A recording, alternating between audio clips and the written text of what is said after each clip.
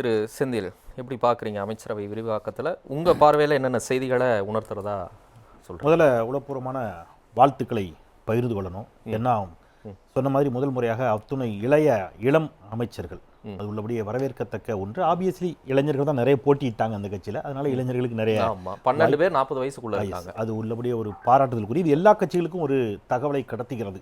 நீங்கள் இளைஞர்களை அதிகம் கொண்டு வாங்க அப்படிங்கிற ஒரு செய்தியை இது கடத்திக்கிறது. அது வரவேற்கத்தக்க ஒன்று.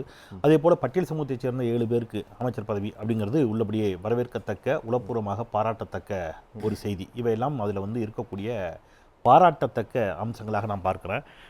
தோழர் கேட்ட மாதிரி அது அது ஒரு விவாத பொருளாக மாறி இருக்கிறது. ஆனால் இதற்கு முன்பு இருந்தவர்கள் செய்தார்களா அப்படிங்கிற கேள்வி அதோடு சேர்த்து வரும். அப்படி வருகின்ற பொழுது இதற்கு முன்பு இருந்தவர்கள் செய்யவில்லை, அதற்கு மாற்றாக நாங்கள் செய்கிறோம் என்று தானே நீங்கள் சொல்கிறீர்கள் அப்படிங்கிற இணை கேள்வியும் துணை கேள்வியும் சேர்த்து வரும். அது முதலமைச்சருடைய முடிவு, யாருக்கு எந்த துறையை ஒதுக்கணும் அப்படிங்கிறது. இருந்தாலும் ஆர்கே அந்த கேள்வியை முன்வைத்திருக்கிறார். ஆனால் இதில் நான் பார்க்கறது என்ன அப்படின்னா, இதை தாண்டி இது வரவேற்கத்தக்க அம்சம். இதில் எனக்கு ஒரு கேள்வி இருக்கிறது. சோசியல் மீடியாவில் நான் சொல்கிறேன், சோசியல் மீடியாவில் சில தகவல்களை தவறாக பரப்புகிறார்கள் அல்லவா, அதில் மட்டும் நான் முரண்படுறேன். ஃபார் எக்ஸாம்பிள், இதற்கு முன்பு பட்டியல் சமூகத்தைச் சேர்ந்தவர்கள் ஆதி திராவிட நலத்துறையை தவிர வேறு எந்த துறைக்கும் அமைச்சராக நியமிக்கவே படவில்லை அப்படிங்கிறது போன்ற ஒரு செய்தியை பரப்புகின்ற பொழுது தான் சற்று முரண்பட வேண்டியிருக்கிறது. நான் என்ன சொல்கிறேன், உளப்பூர்வமாக இந்த அமைச்சரவைக்கு பாராட்டுக்கள். உளப்பூர்வமாக முதலமைச்சராக இன்றைக்கு திரு விஜய் அவர்கள் எடுத்திருக்கக்கூடிய முன்னெடுப்புகளுக்கு வாழ்த்துக்கள், பாராட்டுக்கள், உள்ளச்சுத்தியோடு சொல்கிறேன். ஆனால் இதற்கு முன்பு யாருமே செய்ததில்லை என்று சொல்லி ஒன்று ஆரம்பிக்கிறீங்கல்ல, அதை தாவேகா செஞ்சது நான் சொல்ல. பட் தாவேகாவோ அல்லது தாவேகா ஆதரவாளர்களோ யாரோ ஒரு கருத்துருவாக்கத்தை உருவாக்குகின்ற பொழுது, இப்போ கடந்த ஆட்சி காலங்களில் யாரெல்லாம் இருந்திருக்கிறார்கள் அப்படிங்கிற ஒரு பட்டியலை திராவிட முன்னேற்ற கழகம் கொடுக்கிறது. ஆமாங்க, போன ஆட்சியில 4 பேர், அதுல 2 பேருக்கு முக்கியமான போர்ட்ஃபோலியோ, 7 பேருக்குமே அதுதான் நான் வாழ்த்துறேன், உளப்பூர்வமா வாழ்த்துறேன். அப்ப உண்மையிலே சமூக நீதி அமைச்சரவை நாங்க தானே சொல்ல முடியும். 4 பேர் அந்த கிளைமை நீங்க எடுத்துக்கிறது எனக்கு தப்பே இல்லைங்கிற. நான் சொல்றது இதற்கு முன்பு கொடுக்கவே இல்லை என்ற செய்தி தவறுங்கிற. அது தவறுதான். அதைத்தான் சொல்றேன். சத்தியவாணி முதல் முறையாக நாங்கள் அதிகமாக கொடுத்திருக்கிறோம் அப்படின்னா, கடந்த முறை நீங்க 4 கொடுத்தீங்க, இந்த முறை நாங்க 7 கொடுத்திருக்கிறோம் என்று சொன்னால் வரவேற்கத்தக்கது.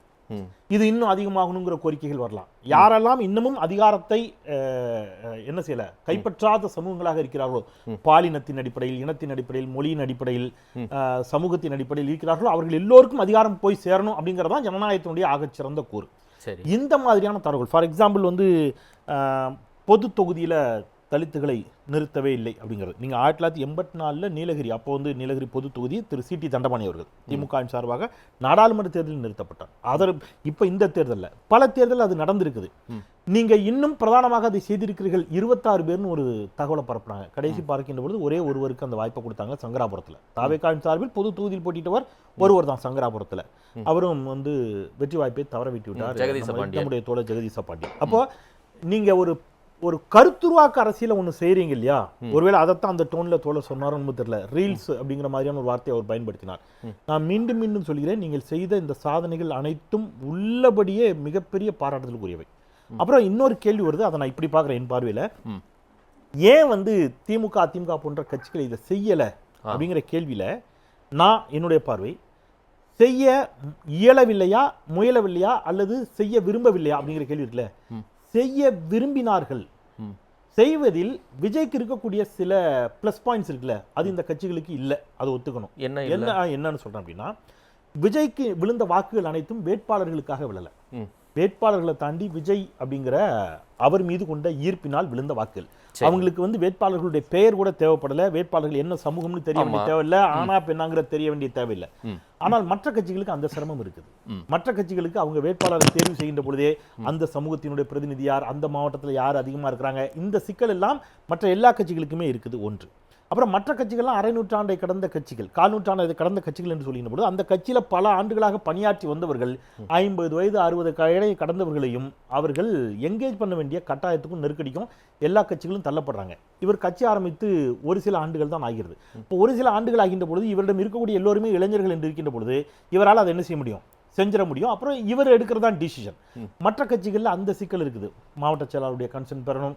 எல்லா கட்சிக்கும் சேர்த்து சொல்றேன். சரிங்க, நான் என்ன கேட்குறேன், ஆனா உண்மையிலேயே சமூக நீதியோ பெண்ணுரிமையோ சமத்துவமோ சாதி ஒழிப்புலையோ நாங்க தான் முன்னணியில நிக்கிறோம்னு திமுக அதிமுக குறிப்பா திமுக சொல்லும்போது அது நடக்கவே இல்லையே. இல்ல நான் பெண்ணுரிமை பேசக்கூடிய இடத்துல 2 பெண்களுக்கு தான் அமைச்சர்கள் கொடுக்குறாங்க அப்படிங்கும்போது நீங்க அவங்க அதை வந்து கேட்க தானே செய்வாங்க. தாவேக்கா அமைச்சர்கள் எத்தனை பேர் இடம்பெறுகிறார்கள் என்பதுதான் ஸ்கேல் அப்படின்னு சொன்னா அதை நான் அப்படியே அக்செப்ட் பண்ணிட்டு நன்றி வணக்கம் சொல்லிடுறேன். இல்ல பிரதிநிதித்துவம் பெண்ணுரிமை என்பது 1929 தந்தை பெரியார் செங்கல்பட்டு மாநாட்டில் தீர்மானம் நிறைவேற்றுகிறார். பெண்களுக்கு சொத்தில் சம உரிமை.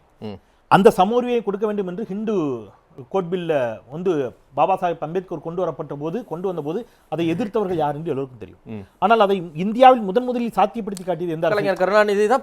இல்ல சார், அது பெண்ணுரிமைக்குள்ள வருமா வராதா? ஆமா வரும்ல. இல்ல அதனால வரும்ல. ஒண்ணு வரேன் 33 விழுக்காடு இடஒதுக்கீட்டை முதலில் கொண்டு வந்து சாத்தியப்படுத்தி காட்டியது யார்? கலைஞர். அதை 50 விழுக்காடாக சாத்தியப்படுத்தி காட்டியது யார்? அம்மையார் ஜெயலலிதா பண்ணாங்க. அப்ப இந்த இருவரும் திராவிட கட்சிகளுக்கு இதுல பங்களிப்பே இல்லைன்னு தள்ளிடுவீங்களா? இல்ல அப்படி இல்ல, நான் முடிச்சிடறேன். இந்தியாவில் அதிகமான இடஒதுக்கீடு எங்க இருக்குது? தமிழ்நாட்டில் தான் இருக்குது. அதை கொண்டு வந்ததுல கலைஞருக்கு பங்கு இருக்குது, எம்ஜிஆருக்கு பங்கு இருக்குது. அதை சட்ட ரீதியில் உறுதிப்படுத்தியதற்கு அம்மையார் ஜெயலலிதா அவர்களுக்கு பங்கு இருக்குது. நீங்க இல்லைன்னே தள்ளிடுவீங்களா? நான் சொல்றேன், இங்க இருக்கக்கூடிய போதாமைகளை இருவரும் திராவிட கட்சியிடம் இருக்கக்கூடிய போதாமலை சுட்டி காட்டுவது என்பது வேறு. ஊருஞ்சேரியுமாக இருக்கக்கூடிய ஒரு சமூகத்தில் ஏன் எல்லோரும் ஒன்றாக இணைந்து வாழ முடியாது என்று சமத்துவம் என்ற ஒரு திட்டம் கொண்டு வரப்பட்டுச்சு. அதனுடைய போதாமைகளை பேசுங்க, பிரச்சனைகளை பேசுங்க. ஒண்ணுமே செய்யலன்னு சொல்லாதீங்க. அப்படி பேசாதீங்க. நீங்க அமைச்சர்கள் கூடுதலாக கொடுத்திருப்பதை நான் உளப்பூர்வமாக மீண்டும் மீண்டும் வரவேற்கிறேன். ஆனால் அதுதான் ஸ்கேல். வேற எதுவுமே செய்யல என்று சொன்னால் இங்கே பல்வேறு பணிகள் நடந்திருக்கு. அனைத்து ஜாதியினரும் அர்ச்சகர்கள் சமூக நீதியினுடைய அது ஒரு படிநிலையாக எடுத்துக்கொள்ள போறோமா இல்லையா அப்படிங்கிற கேள்வி வருது இல்ல. அது ஒரு படிநிலை தானே நான் சொல்றேன் சார். விளிம்பிலையாக இருக்கக்கூடிய திருநர்கள் திருநங்கைகள் அவர்களை கொடுத்து இங்கே திராவிட இயக்கங்கள் சிந்திச்சுதா இல்லையா? திமுக அவர்களுக்கான ஒரு மாற்றுத்திறனாளிகளுக்கான ஒரு இடஒதுக்கீட்டை கொண்டு வந்துச்சா இல்லையா? அப்ப விளிம்பிலையாக இருக்கக்கூடிய மாற்றுத்திறனாளிகள் திருநங்கைகள் திருநம்பிகள், இன்னும் சொல்ல போனா வாக்கே இல்லாத பிச்சைக்காரர்களுக்கு நலவாரியம் இங்கே அமைக்கப்பட்டுச்சு, கைரேஷா ஒழிக்கப்பட்டுச்சு.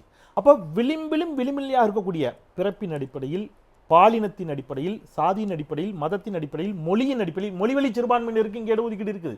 அப்ப எல்லாவற்றையும் ஏதோ ஒரு இடத்துல என்ன செஞ்சுக்கிட்டே இருக்காங்க, ட்ரை பண்ணிக்கிட்டே இருக்காங்க, கொண்டு போயிட்டே இருக்காங்க. வேட்பாளர்களை தேர்வு செய்வதிலும் இந்த வயதிலும் அவர்களுக்கு இருந்த சிக்கலாக நான் இதை பார்க்கிறேங்கிறேன். அது ஒரு நீண்ட காலம் கொண்ட கட்சி, அவங்களுக்கு மாவட்ட செயலாளர்கள் அமைப்பு பல்வேறு கட்டமைப்பு அது ஒண்ணு. ஆனா அவங்க விரும்பல அப்படின்னு சொல்லாதீங்க. அவங்க விரும்பினார்கள். அந்த விருப்பத்தினுடைய விளைவு தான் அவங்களும் அவங்களால முடிஞ்ச பல்வேறு அடிகளை எடுத்து வச்சிருக்காங்க. கடந்த திராவிட முன்னேற்ற கழக ஆட்சியில 4 அமைச்சர்கள் பட்டியல் சமூகத்தைச் சேர்ந்த அமைச்சர்கள் இருந்தார்கள் என்பதையும் நாம இங்க நினைவு கூறுவோம். அது அதிகமாகி இருப்பதை, தாவே காட்சியில் அதிகமாக இருப்பதை வரவேற்போம். எதுவுமே செய்யவில்லை என்று சொல்வதில் எனக்கு மாறுபாடு இருக்கிறது.